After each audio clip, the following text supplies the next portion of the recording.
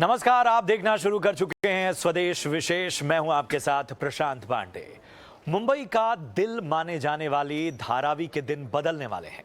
Asia के इस सबसे बड़े स्लम को देश की आर्थिक राजधानी मुंबई के चेहरे पर एक दाग समझा जाता रहा है, लेकिन अब इस दाग को धुलने की बड़ी तैयारी हो चुकी है। मुंबई के सबसे पॉश इलाकों में से एक बांद्रा में मौजूद ये स्लम अब संवरने वाला है। धारावी के संवरने से न सिर्फ वहां के लोगों की जिंदगी बदलेगी, बल्कि मैन्युफैक्चरिंग के मामले में भी उसकी रफ्तार पहले से कई गुना ज्यादा बढ़ जाएगी, ऐसा दावा किया जा रहा है। धारावी के उद्योग धंधों की विकास यात्रा भी गजब है।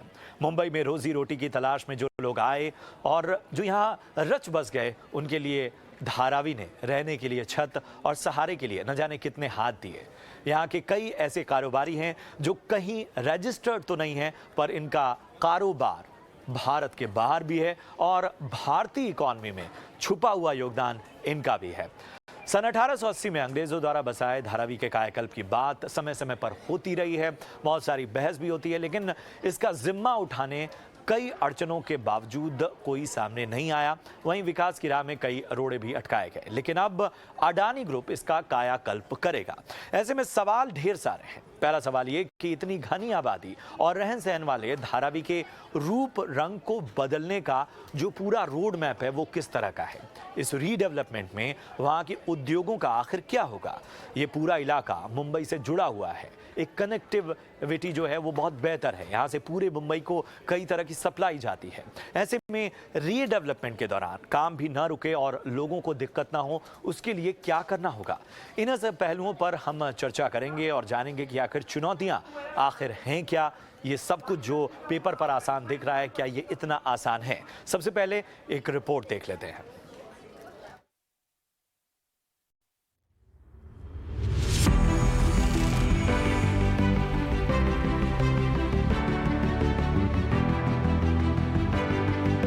बिजनेसमैन गौतम अडानी अब एशिया के सबसे बड़े स्लम धारावी को संवारेंगे। मुंबई के धारावी के रीडेवलपमेंट का काम दुनिया के तीसरे सबसे अमीर और एशिया के सबसे रईस गौतम अडानी की कंपनी करेगी। इस दौड़ में तमाम कंपनियों को पीछे छोड़ते हुए अडानी ग्रुप की कंपनी अडानी रियल्टी ने धारावी स्लम के कायाकल्प की बोली जीती। इस प्रोजेक्ट के लिए 3 विदेशी कंपनियों सहित कुल 8 कंपनियों ने दिलचस्पी दिखाई थी। अडानी ने इस प्रोजेक्ट के लिए 5069 करोड़ रुपए की बोली लगाई। इस प्रोजेक्ट को पूरा करने की समय सीमा 7 साल रखी गई है। दरअसल सरकार ने इसके लिए पूरी प्लानिंग की है। सरकार ने यह तय किया है कि किसी कंपनी के साथ करार कर स्लम एरिया को कैसे संवारा जाएगा। धारावी रीडेवलपमेंट प्रोजेक्ट इस एरिया में झुग्गी झोपड़ियों में रहने वालों के लिए काफी फायदेमंद होगा। सरकार मुंबई को बेहतर बनाने की दिशा में ये बड़ा कदम उठाने जा रही है। इस प्रोजेक्ट के तहत धारावी के झुग्गी झोपड़ी में रहने वालों को फ्री में घर मिलेगा, जिससे इनका जीवन स्तर बढ़ेगा। कमेंसमेंट सर्टिफिकेट जारी होने के बाद पहले चरण का काम 7 साल में पूरा करने की उम्मीद जताई जा रही है। आपको बता दें कि धारावी रीडेवलपमेंट प्रोजेक्ट के तहत झुग्गियों में रह रहे 6.5 लाख लोगों का पुनर्वास का लक्ष्य है। धारावी स्लम का क्षेत्र 2.5 वर्ग किलोमीटर में फैला है, जिसका पूरा प्रोजेक्ट करीब 20,000 करोड़ रुपए से अधिक का है। ब्यूरो रिपोर्ट, ET नाउ स्वदेश। और धारावी रीडेवलपमेंट प्रोजेक्ट का जो रोड मैप है वो कैसा होगा, किस तरह से यहाँ की जो विकास यात्रा है वो आगे बढ़ेगी, इस पर इस पूरे रीडेवलपमेंट प्रोजेक्ट के CEO SVR श्रीनिवास से खास बातचीत की हमारी सहयोगी ऐश्वर्या पाटिल ने। हमारे साथ इस वक्त धारावी रीडेवलपमेंट प्रोजेक्ट के CEO मिस्टर SVR श्रीनिवास है। सर, ET नाउ स्वदेश से बात करने के लिए बहुत धन्यवाद। अडानी प्रॉपर्टीज़ जो है क्वालिफाई हुए हैं as the highest bidder Dharavi redevelopment project के लिए। तो इस सिनर्जी बिटवीन द गवर्नमेंट और ये प्राइवेट एंटिटी की जो सिनर्जी है, इसके बारे में हमें कुछ बता सकते हैं। इस बार जो प्रोजेक्ट स्ट्रक्चरिंग किया गवर्नमेंट ने, स्टेट गवर्नमेंट ने, इसमें 2 चीज़ें थे। एक कि एक SPV बनना चाहिए, एक जॉइंट वेंचर, जिसमें स्टेट गवर्नमेंट भी भागीदार रहें और प्राइवेट सेक्टर भी भागीदार रहें। और स्टेट गवर्नमेंट का सम सर्टेन कुछ स्ट्रॉन्ग पॉइंट्स हैं, जैसे कि मैं बताता हूँ फॉर एग्जांपल स्लम का रिडेवलप, स्लम का कम्युनिकेशन करना, रेगुलेटरी फ्रेमवर्क बनाना, क्लियरेंसेस देना, ये सब स्टेट गवर्नमेंट की स्ट्रांग पॉइंट्स हैं। और इन्वेस्टमेंट लाना वगैरह प्राइवेट सेक्टर की। सो हम दोनों का एक सिनर्जी के लिए हमने ये दोनों इश्यूज़ सॉर्ट आउट करने के लिए ये दोनों प्रकार के स्ट्रांग पॉइंट्स है वो इकट्ठा लाने के लिए हमने एसपीवी का आइडिया सोचा था। और जब फडणवीस जी सीएम सर थे पहले, उन्होंने इसके मंजूरी दी थी। अभी उन्होंने जाके ये रेलवे लैंड भी लेके आया और इसके साथ साथ अपना बिड भी चल रहा है प्रोसेस। मुझे लगता है कि अभी जल्द से जल्द कुछ अच्छी खबर मिलेगी, शुरुआत होगी, ऐसा लगता है। सर ये कुछ 7 साल में रिहैबिलिटेशन प्रोसेस को की शुरुआत होगी, मतलब उस प्रोसेस में लोगों को अलग अलग जगहों पर घर दिए जाएंगे। ये जो लैंड है रेलवे की तरफ से आएगी, ये लैंड कहाँ पर रहेगी मुंबई में और कितनी बड़ी लैंड है?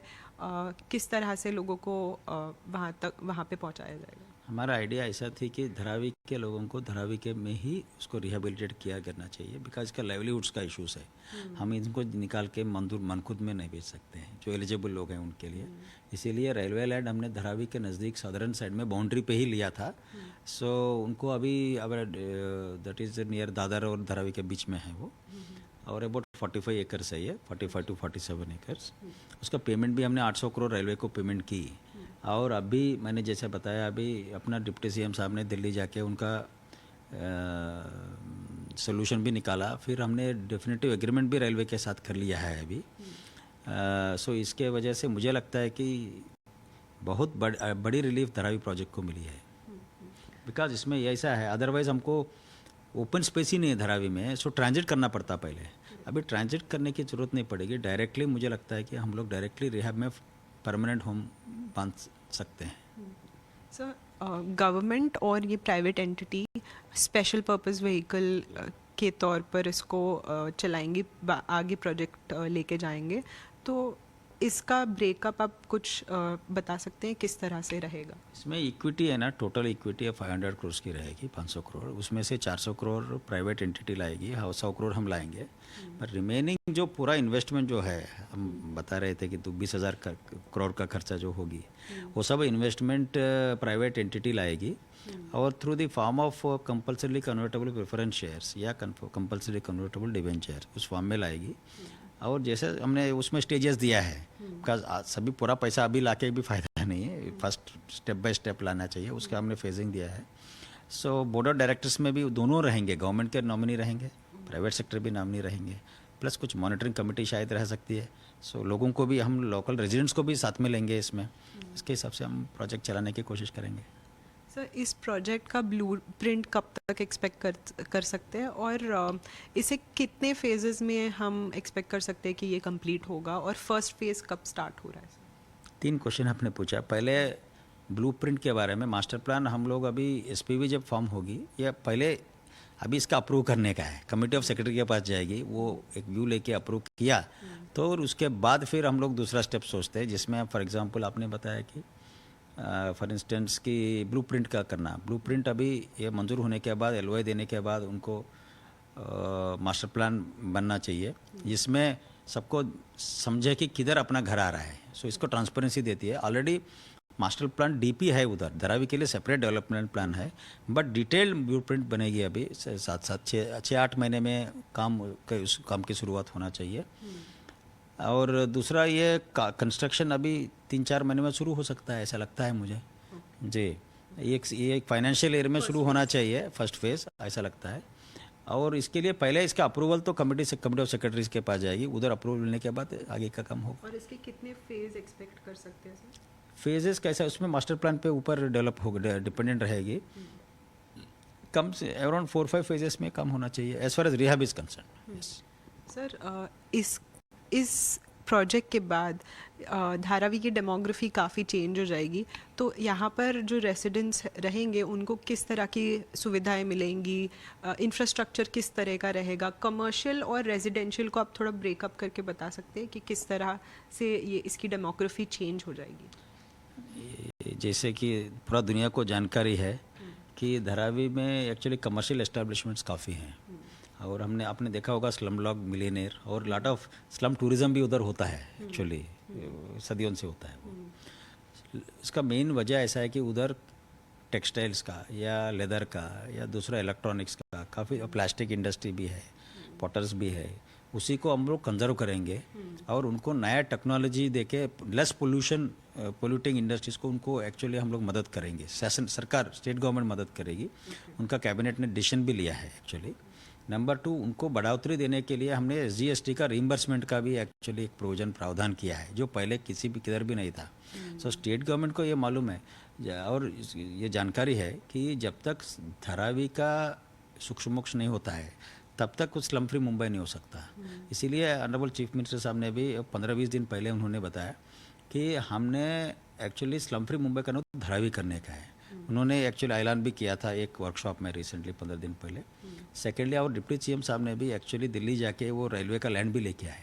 सो इट शोज़ दैट हम लोग एक्चुअली स्टेट गवर्नमेंट बहुत काफ़ी सीरियस है, स्पेशली कमर्शियल के लिए। उधर लोकल कमर्शियल का लाइवलीहुड्स का इशू है, हम लोग कमर्शियल बोलते हैं पर लोगों के लिए लाइवलीहुड्स का इशू है।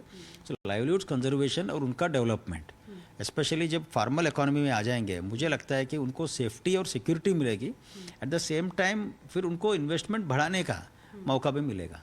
जी, तो देखा आपने कि किस तरह का रोड मैप है धारावी को आगे और बेहतर बनाने का और इसको लेकर किस तरह से काम किया जाएगा।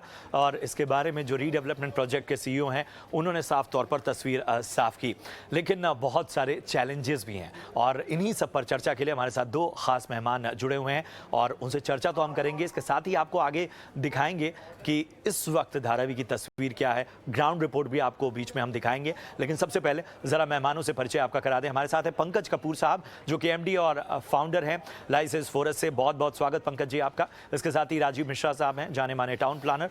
राजीव जी आपका भी बहुत बहुत स्वागत। सबसे पहले पंकज जी मैं आपके पास आना चाहूँगा, जिस तरह की तस्वीर नज़र आ रही है, जो हम कागज़ों पर एक बड़ा ही चरणबद्ध तरीके से देख रहे हैं सारी चीज़ें, क्या वो इतना आसान है? बेसिक जो चैलेंजेस हैं वो आपको क्या नज़र आ रहे हैं?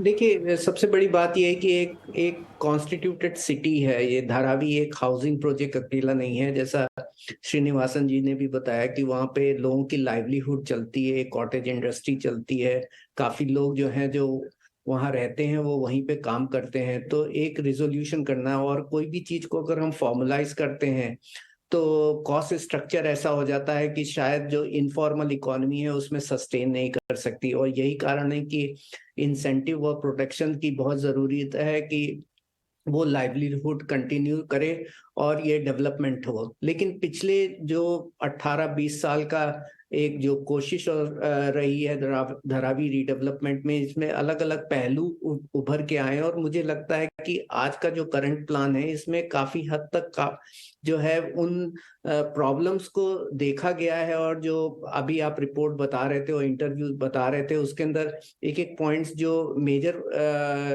पेन पॉइंट्स हो सकते हैं, इसका कुछ ना कुछ रिजोल्यूशन हमने सोचा है। तो मुझे लगता है कि कॉम्प्लेक्स है, ये इजी सब्जेक्ट नहीं है, क्योंकि 6 करोड़ स्क्वायर फीट का सेल एरिया है, 4 करोड़ स्क्वायर फीट का आपका रीहैब का कंपोनेंट है, 17-18 साल का प्रोजेक्ट है। एक बड़ी इक्विटी और बड़े डेट की जरूरत होती है। एक रियल एस्टेट डेवलपर के पॉइंट ऑफ व्यू से हमने पास्ट में भी देखा कि जेपी का और काफी सारे प्रोजेक्ट्स जो हैं वो लिम्बो में चले गए।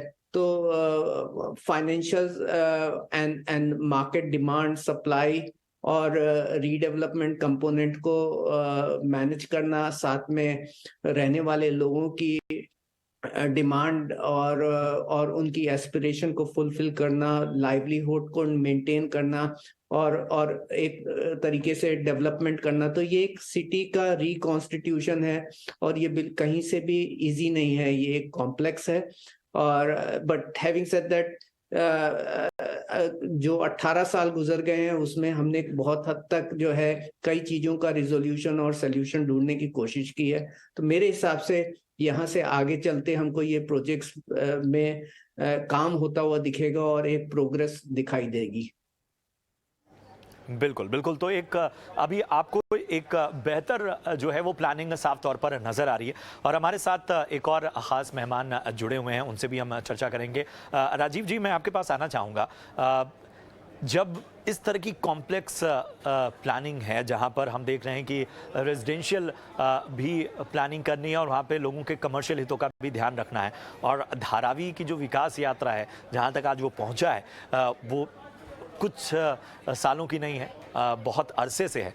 ऐसे में आपको क्या चैलेंजेस नज़र आ रहे हैं अगर इंफ्रास्ट्रक्चर के लिहाज से देखें?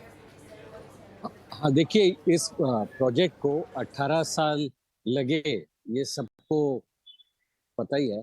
लेकिन अगले इस प्रोजेक्ट को कंप्लीट करने के लिए 18 साल न लगे, इसके लिए अभी से ही तैयारी करना शुरू हो जानी चाहिए। पहली बात तो ये है कि धारावी बहुत ही महत्वपूर्ण अंग है बम्बई शहर का, जिसमें लोग जो बम्बई चलाते हैं वो रहते हैं। इसलिए पुनर्विकास तो होना ही चाहिए, लेकिन पुनर्विकास होते होते ऐसी सुविधाएं इन लोगों को दी जानी चाहिए जो लाइवलीहुड ही नहीं, रहने को घर ही नहीं, बट कुछ मूलभूत सुविधाएं जैसे एम्यूनिटीज होती हैं, स्कूल होती हैं, मार्केट होता है, ये भी दिया जाए। अगर ये सारी सुविधाएं आप उनको नहीं देंगे तो वो लोग इस जगह को बिल्कुल स्वीकार नहीं करेंगे। उनको इस जगह को स्वीकार करने के लिए जो जो सुविधाएं देनी चाहिए वो प्लान में होना जरूरी है, उनका मनोगत लेना जरूरी है। सिर्फ प्लान को इम्प्लीमेंट करना ही कोई काम नहीं है, बट प्लान को स्वीकार करके लेना, उन लोगों को ये समझाना कि आप अब अच्छी तरह से अपनी जिंदगी बिताएंगे, ये जरूरी है, नहीं तो विघ्न आएगा काम। दूसरी बात है, एनवायरनमेंट तो क्लीन होगा ही, लेकिन पानी, बिजली की जो सुविधा है आज नहीं है धारावी में। आज हर घर में अलग अलग कनेक्शन है, लेकिन जब रीडेवलपमेंट होगा, हाई राइज बिल्डिंग आएंगी, तब उसके लिए इंफ्रास्ट्रक्चर का बनना अभी से ही करना जरूरी होगा, नहीं तो बाद में इंफ्रास्ट्रक्चर बनाने के लिए जगह भी नहीं बनेगी। और आखिरी पॉइंट जो मैं बताना चाहता हूं, अगर सारे रहिवासी जो धारावी में रह रहे हैं पुनर्विकास में, अगर कोशिश करें कि सब के सब नीचे आके गणेश उत्सव मनाएं या मैं कहता हूं दुर्गा पूजा मनाएं, तो उतनी जगह बची रहनी चाहिए जगह पे, ताकि सब लोग एक होकर ये उत्साह से सारे फेस्टिवल मना सकें। मुझे लगता है डेंसिटी बहुत ही हाई होने वाली है, जिसकी वजह से दिक्कत होने की संभावना है।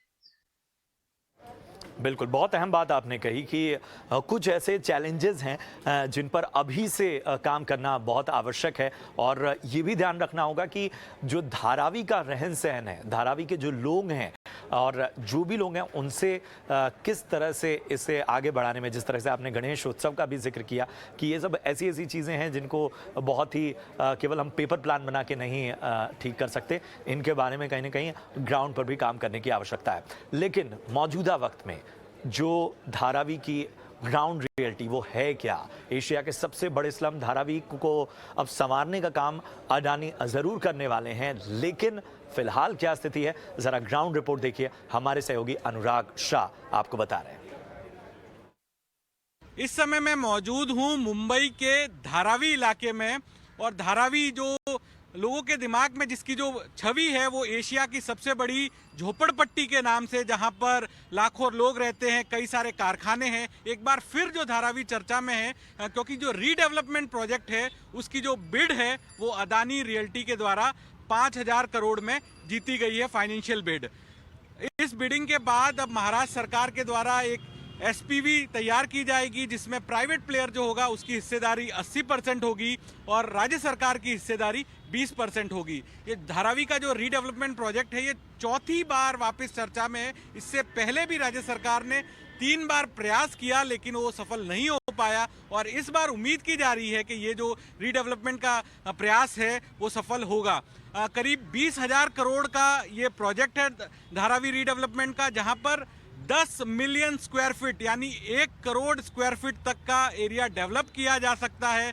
जिस तरह से धारावी के अंदर जो आबादी है करीब 10 लाख की आबादी है, लेकिन जो आखिरी सर्वे हुआ था वहां पर करीब 60,000 परिवार चिन्हित किए गए थे जिनको रीडेवलपमेंट के अंदर अपना आशियाना दिया जाएगा। इसके अलावा करीब 15,000 कॉमर्शियल स्टेब्लिशमेंट भी है, यानी छोटे छोटे कारखाने, क्योंकि धारावी अपने जो छोटे कारखानों के लिए भी मशहूर है, जहां पर लेदर का कारखाना, बैग बनाने का कारखाना, चूड़ी बनाने के कारखाने भी है, तो उसकी संख्या करीब 15,000 तक है। तो इन सभी जो कमर्शियल एस्टेब्लिशमेंट के जो छोटे कारखाने वाले लोग हैं, इनको भी फायदा होगा। इसके अलावा करीब 60,000 परिवारों को भी घर दिया जाएगा रीडेवलपमेंट के बाद। धारावी का इम्पोर्टेंस इसलिए भी है क्योंकि ये मुंबई का जो फाइनेंशियल हब है, बीकेसी से भी सटा हुआ है। बेंड्रा कुर्ला कॉम्प्लेक्स, जहां पर बड़ी बड़ी कंपनियों के दफ्तर है, वो जो इलाका है वो भी धारावी से जुड़ा हुआ है। तो इसलिए यहाँ की जो प्रॉपर्टी है ये प्राइम लोकेशन की मानी जाती है, और एक बार रीडेवलपमेंट होने के बाद जो लाखों स्क्वायर फीट का जो एरिया होगा वो कमर्शियल दृष्टि से भी काफ़ी महत्वपूर्ण होगा। जो टाइमलाइन बताई गई है कि 7 साल के अंदर जो लोगों को रीडेवलपमेंट के घर दिए जाएंगे, लेकिन जो इसकी अपर लिमिट है वो 15 से 17 साल तक भी हो सकती है। तो काफ़ी बड़ा प्रोजेक्ट है, जिसपे केवल महाराष्ट्र सरकार की नहीं, देश के अंदर बाकी लोगों की भी नजरें लगी हुई है, क्योंकि धारावी अपने आप में एक काफी बड़ा सिंबल है। कैमरा पर्सन तुषार के साथ मैं अनुराग शाह, ईटी नाउ स्वदेश के लिए। तो देखा आपने कि किस तरह से हमारे सहयोगी अनुराग शाह बता रहे थे कि किस तरह की डेमोग्राफी है, कितने लोग हैं, और उनके पुनर्विकास की जो बात है वो कितना बड़ा चैलेंज है। हमारे साथ दोनों खास मेहमान जुड़े हैं। पंकज जी, मैं आपके पास आना चाहूँगा। जब हम ये सारी चीज़ें देखते हैं तो हम ये देख रहे हैं कि हम 10 लाख की आबादी की तो बात कर रहे हैं, लेकिन यहाँ पर जो कागज़ में जिनको एक तरह से कहा जाए लीगल तौर पर जिनको माना गया है, वो संख्या 60,000 50,000 के करीब पहुँच रही है। लगभग 15,000 के करीब इंडस्ट्रीज़ हैं, और इसमें सबसे बड़ी बात है कि जब इन लोगों को कहीं और शिफ्ट किया जाएगा तो ये भी एक बहस उभर कर सामने आ रही है कि कहीं ये जो लंबा प्रोसेस 7 साल 8 साल ये कितना चलेगा, इसके बीच में कहीं और एक और धारावी न बन जाए। आई थिंक इसकी प्लानिंग होगी और इसको फेज वाइज डेवलपमेंट में किया जाएगा कि एक सर्टेन एरिया है जहाँ पे कुछ लोगों को शिफ्ट करेंगे। तो अगर आप 60,000 की बात करें तो 60,000 हाउस होल्ड हैं। अगर ईच हाउस होल्ड में 5 लोग या 6 लोग या 7 लोग रहते हैं तो उसके बेसिस पे पॉपुलेशन आती है। तो जो आकलन किया है वो हाउस होल्ड और पॉपुलेशन के बीच में है, उसमें 5 का या 6 का रेशियो रहता है। लेकिन मुझे ये लग रहा है कि जो आपकी बात है कि ये कॉम्प्लेक्स सब्जेक्ट है, इसमें जरूर ही लोगों की जीविका के ऊपर जो है इम्पैक्ट होगा। बट आई थिंक अगर 17-18 साल में जो है जिस तरीके का काम हुआ है और जिस तरीके के इंसेंटिव्स गवर्नमेंट प्लान कर रही है कि वो उस अफेक्ट को जो है वो नलीफाई कर सकें और एक सहमति के साथ डेवलपमेंट करें, तो आई थिंक वो जरूरी होगा। और मेरे हिसाब से फेज वाइज डेवलपमेंट को करके जो है उसके इम्पैक्ट को कम किया जा सकता है। ऐसा नहीं है कि किसी आदमी की जीविका पे बिल्कुल भी फर्क नहीं पड़ेगा, क्योंकि कोई भी कॉमर्शियल एस्टेब्लिशमेंट जो है वो लोकेशन से और उसकी इंटरेक्टेबिलिटी के ऊपर काम करता है। तो जब भी आप कोई कॉमर्शियल एस्टेब्लिशमेंट को रीलोकेट करते हैं तो उसकी सारी लॉजिस्टिक और पे भी इम्पैक्ट आता है। तो यहाँ पे आपको थोड़ा बहुत रेजिस्टेंस मिलेगा, बट मेरे हिसाब से गवर्नमेंट ने और अथॉरिटीज ने इसके ऊपर काम किया होगा पास्ट में भी, और लोगों की सहमति होगी तभी ये आगे जाकर के बनेगा। बिल्कुल बिल्कुल, बहुत अहम बात आपने की कि रेजिस्टेंस तो होगा, लेकिन उसके लिए किस तरह का होमवर्क अथॉरिटीज़ ने किया है, पब्लिक प्राइवेट पार्टनरशिप है तो किस तरह की तैयारी है वो देखना काफ़ी अहम होगा। और जाहिर सी बात है राजीव जी, एक चीज़ और समझना चाहेंगे, जब आम तौर पर एक बहुत ही प्लान्ड रीडेवलपमेंट होता है तो वहाँ हम देखते हैं कि सबके पास एक लीगल दस्तावेज है, सारी चीज़ें हैं। धारावी के बारे में तो बहुत कहा जाता है कि यहाँ तो बहुत सारी इंडस्ट्रीज़ ऐसी हैं जो बिना रजिस्ट्रेशन के चल रही हैं, और कई तो विदेशों में भी एक्सपोर्ट कर रही हैं, बहुत सारे। और ये भी एक बहुत बड़ी अड़चन है, बहुत बड़ा चैलेंज है, क्योंकि ये जितने भी यहाँ पे बेनिफिशरीज़ हैं उसमें हम ये भी देखते हैं कि एक ही घर में कई लोग रह रहे हैं। कुछ लोग केवल काम के लिए आते हैं और किसी और के घर में रह रहे हैं। तो ये सब चीज़ें स्ट्रीमलाइन कर पाना, इस तरह के चैलेंजेस पहले कभी देखे गए? नहीं सर, ये बहुत ही अनूठा कार्यक्रम है धारावी में, मैं आपको बताना चाहता हूं कि धारावी एक ऐसा गांव है जो भारत से जुड़ा हुआ है। तमिलनाडु के कुछ गांव के लोग 3-3 महीना के लिए यहाँ आते हैं, फिर अपने अपने घर जाकर खेती करते हैं। तो एक घर केवल एक ही परिवार का है ऐसा नहीं है, ये साल भर में 3 परिवार में बांट दिया गया है। तो जब नया घर मिलेगा तो किसको मिलेगा और किस घर के बारे में क्या होगा, इसकी तो जानकारी अभी आपको बाद में ही प्राप्त होगी। लेकिन मैं आपको बताना चाहता हूँ कि धारावी में ऐसे कई घर हैं जिन्होंने अपने घर को किराए पे दे दिया है, अपने घर के ऊपर वाले कमरे में किसी और को काम करने के लिए दे दिया है, उसने किसी और को काम करने के लिए दे दिया है। तो किराएदार लोगों की संख्या धारावी में बहुत ज्यादा है। दूसरी बात, ये जो कमर्शियल एस्टेब्लिशमेंट है इसमें भी पावर कनेक्टिविटी का इशू है, पावर कनेक्शन को भी डिस्ट्रीब्यूट किया जाता है। तो बिल कौन भरता है? ये तीनों जन बांट के बिल भरते हैं। लेकिन जब ये हाउस होल्ड बन जाएगा और केवल एक को दिया जाएगा तो बड़ी दिक्कतें का सामना करना पड़ सकता है। धारावी रीडेवलपमेंट में काफी झगड़ा होगा, थोड़े क्राइम भी बढ़ सकते हैं। लेकिन मुझे ऐसा लगता है कि टाउन प्लानिंग अथॉरिटी ने अगर डेवलपमेंट करना है तो कुछ एस्टेब्लिशमेंट गिनकर उससे ज्यादा ही एस्टेब्लिशमेंट बनाना जरूरी है, ताकि उसको योग्य रूप में सब लोगों को बांटा जाए। नहीं तो कई लोग ऐसे होंगे जो वंचित रह जाएंगे। कहीं ना कहीं एक कदम आगे जाना होगा, ये तरीका अपनाना होगा। और बहुत से और पहलू जिनका आपने जिक्र किया, इन सब को वाकई एक स्ट्रक्चर में लाना बहुत बड़ा चैलेंज है। समय कम है, हालांकि ये चर्चा जो है हमने कोशिश यही की कि आखिर किस तरह की चुनौतियां हैं उसको जाने। हम जान रहे हैं कि एक पेपर पे सब कुछ बहुत ही अच्छा दिख रहा है, लेकिन ग्राउंड रियलिटी ये है कि चुनौतियां बहुत सारी हैं। और उम्मीद यही है कि जो धारावी की विकास यात्रा है उसमें इन चुनौतियों से जल्द निपटा जाए और जिस तरह की प्लानिंग हो वो एग्जीक्यूट हो, लोगों की बेहतरी हो और उनके उद्योगों का और ज्यादा विकास हो। बहुत बहुत शुक्रिया करेंगे अपने दोनों ही खास मेहमानों का, पंकज जी और राजीव जी, हमारे शो में जुड़ने के लिए और अपनी विशेष राय देने के लिए। फिलहाल स्वदेश विशेष में आज के लिए इतना ही। देखते रहिए ET नाउ स्वदेश। नमस्कार।